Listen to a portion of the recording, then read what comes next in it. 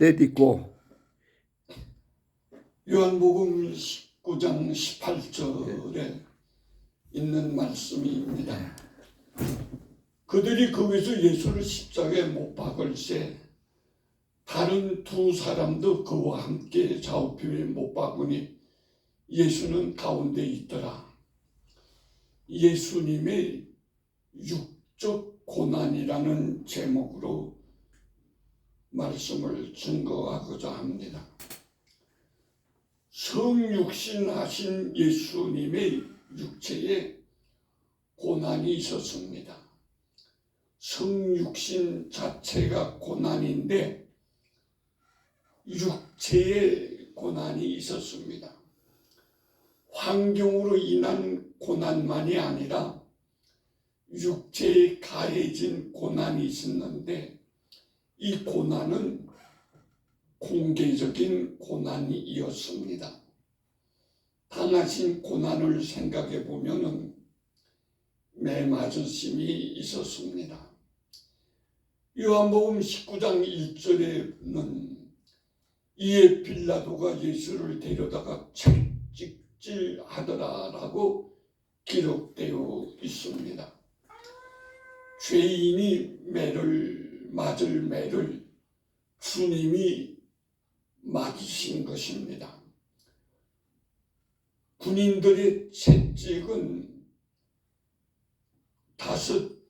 5가지가 나 있는 채찍인데 그 가지 끝에는 쇠고리가 있어가지고 채찍으로 한번 치면 5 쇠고리가 몸을 파고들어서 살점을 접어내는 그러한 채찍이었습니다.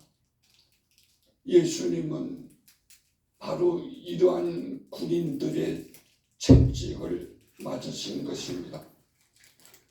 성경은 악인들에게 채찍을 가할 때에 40대까지는 채찍을 가하지만 그 이상은 못하게 하는데 그 이유는 악인들을 선한 사람으로 변화시키기 위한 것이 목적이기 때문에 그렇습니다. 근데 예수님이 채찍을 맞으실 때는 성경에 예수님이 채찍을 몇 대 맞았다고라는 기록이 없습니다. 왜 악한 사람들을 때릴 때는 40대까지 때리라고 했는데 예수님을 때릴 때는 왜 몇 대라고 하는 기록이 없을까에 대해서 성경은 말을 하고 있지 않습니다만 제가 생각할 때는 예수님에게 채찍을 가할 때는 예수님을 변화시키기 위한 채찍이 아니라 예수님을 죽이기 위한 채찍이었기 때문에 그 매를 세지 않았다라고 생각을 해 보았습니다. 죽이는데 그 40이든 50이든 뭐가 필요가 있겠습니까? 예수님은 매를 맞으실 뿐만 아니라 십자가를 지셨습니다.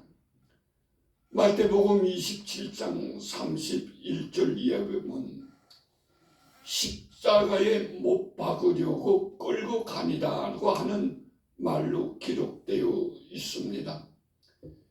십자가를 지고 갈보리 산으로 갑니다. 그냥 십자가를 지고 평지를 걷는 것도 힘이 드는데 이걸 지고 산으로 간다. 산 언덕으로 간다. 얼마나 힘들겠습니까?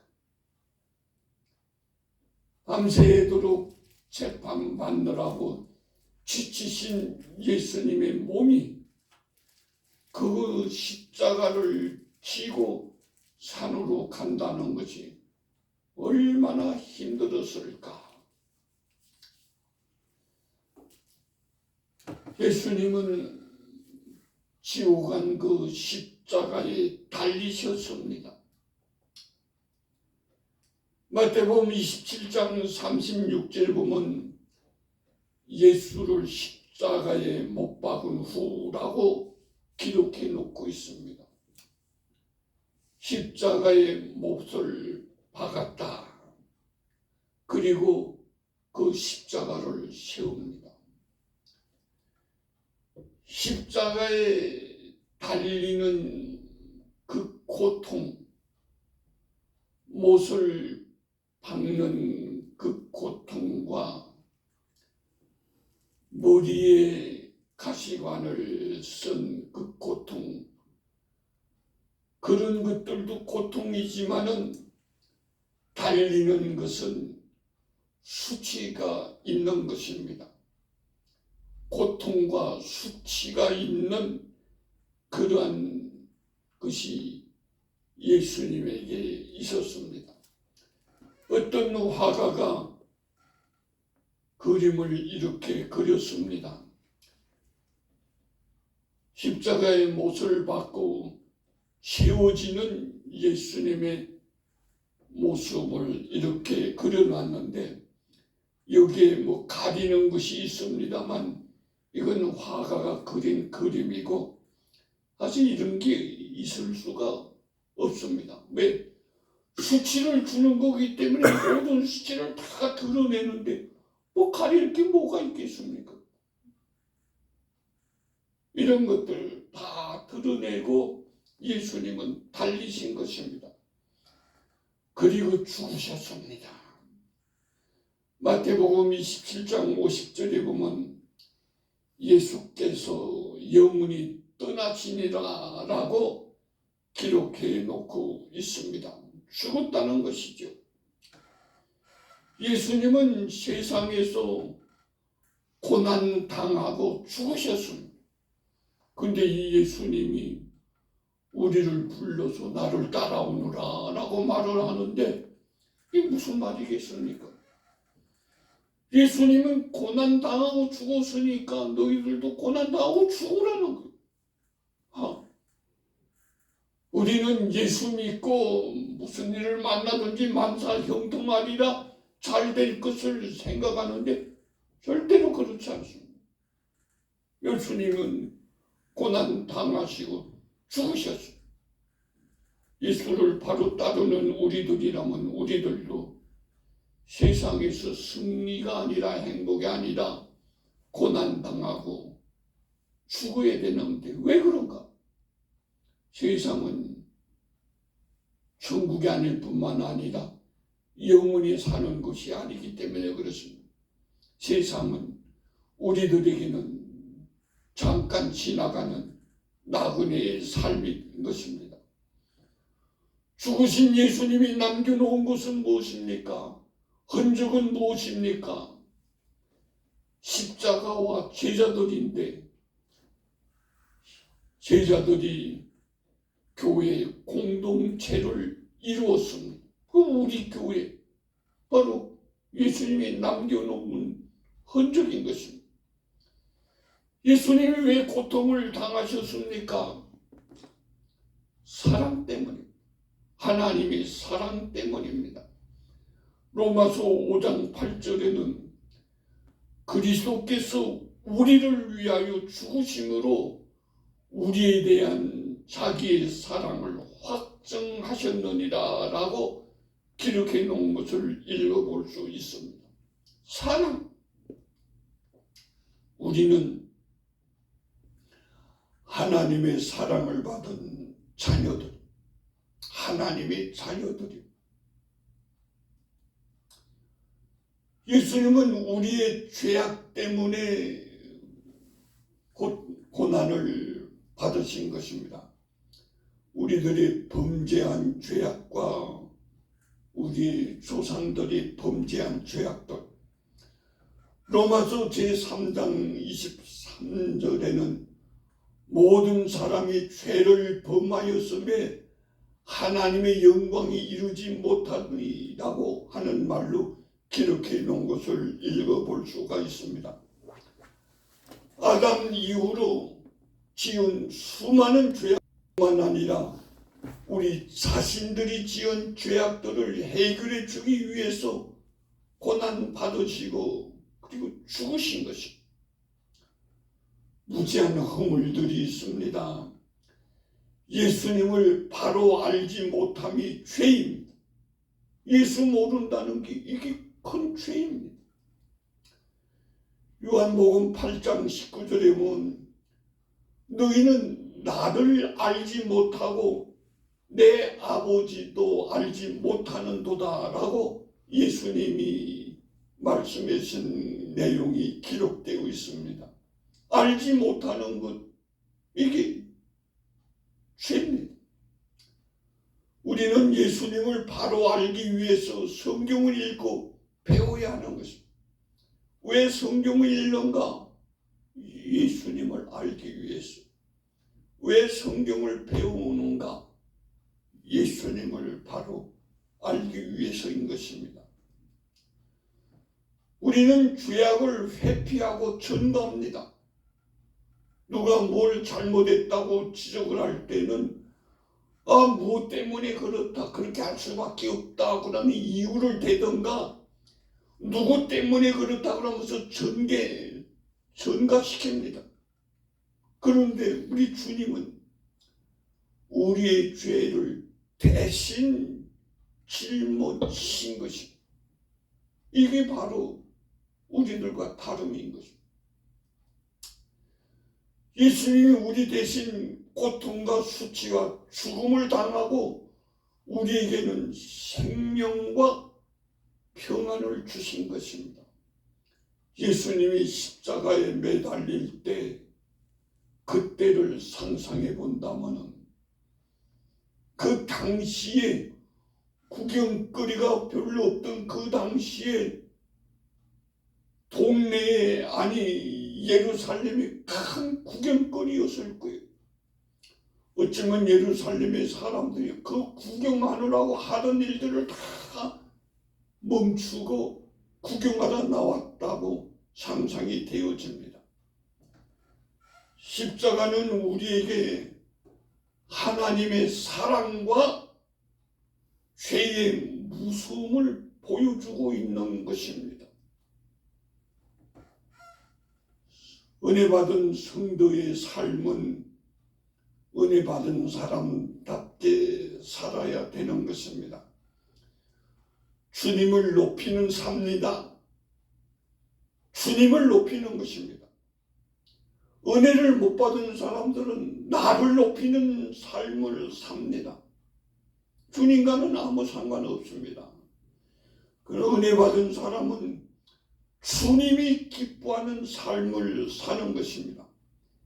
내가 좋아하고 내가 기뻐하는 삶을 사는 것은 은혜 못 받았다고 하는 표시가 되어지는 것입니다. 은혜 못 받은 사람들은 자기가 좋아하는 것만 합니다. 그러나 은혜 받은 사람은 내가 좋아하지만 하고 싶지만 주님이 기뻐하지 않으니 주님이 좋아하지 않으니 그만두겠다. 이게 바로 성도의 삶과 불신자의 삶을 다르게 하는 것이 되어지는 것입니다. 오늘 우리는 어떠한 삶을 살고 있습니까? 어떤 사람들은 주님을 이용하는 삶을 사는 사람들이 있습니다. 특별히 사업하는 사람들이 사업의 확장을 위해서 내 사업이 잘 돼야 주님이 영광 받으신다고 착각을 하면서 주님을 이용하기도 합니다.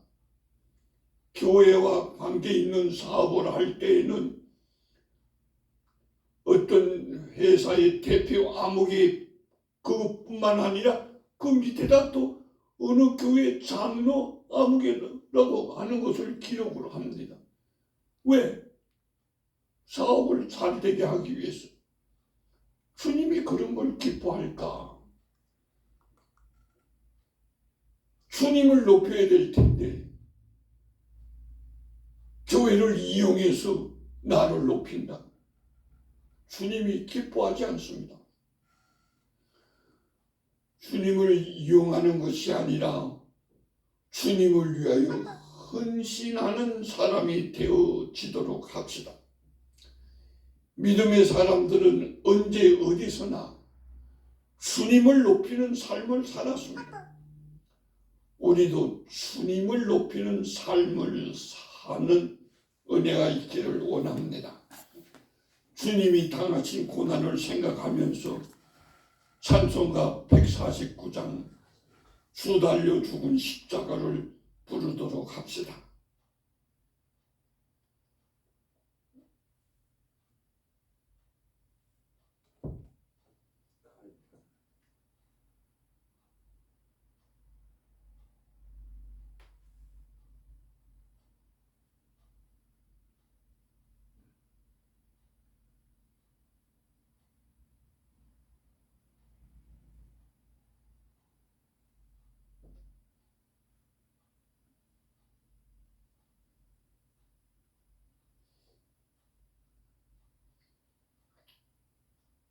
고만 듣지 마.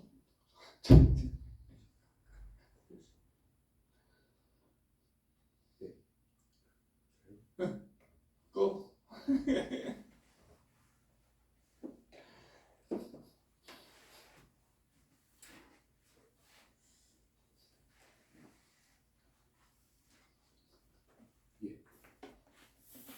나오네 또. 들려 죽은 십자가 우리가 생각할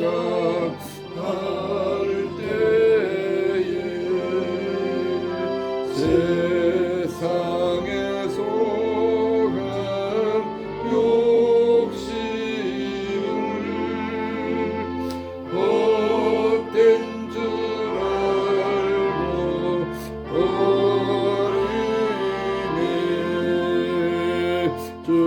죽으신 구주 밖에는 사랑을 말게 하소서. 오열의 롱로 입어서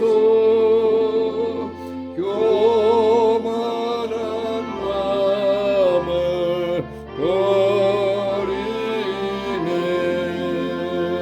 못 박힌 손발 보니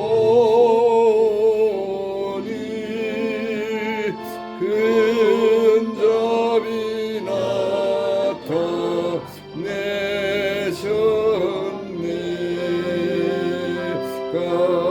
가시로